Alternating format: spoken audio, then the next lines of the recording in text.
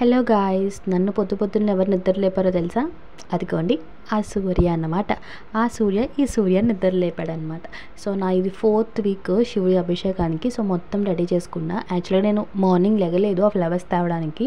ఈ మధ్యన హెల్త్ కూడా సపోర్ట్ చేయకపోవడం వల్ల ఎర్లీ మార్నింగ్ లెగట్లేదు అనమాట. సో ఉన్న వాటితోనే నేను అభిషేకాన్ని చేసుకున్నాను. ఎట్లాగో శివుడు బోలాశంకరుడు కాబట్టి అది ఇది అని పర్టికులారిటీ ఏమి ఉండదు. మనకి ఏముందో ఎంత ఉందో అంతలోనే భక్తితో చేస్తే సరిపోతుంది. ఆయనకి అదే ఇష్టం యాక్చువల్గా.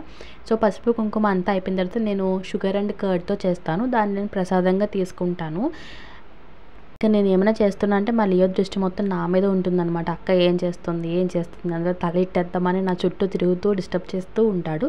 సో ఫైనల్గా మొత్తం రెడీ చేసుకున్నాను. నేను శివుడి ముందు నందిని గంధంతో చేసి పెడతాను అనమాట, ఆయన వైపు ఫేసింగ్ పెట్టి. ఇంకా ఇంట్లోకి సన్ రైజ్ వస్తే ఎంత మంచిది తెలుసా? నాకైతే ఇలా వస్తే చాలా ఇష్టం. మీలో ఎంతమందికి ఇష్టం? కమెంట్ చేయండి.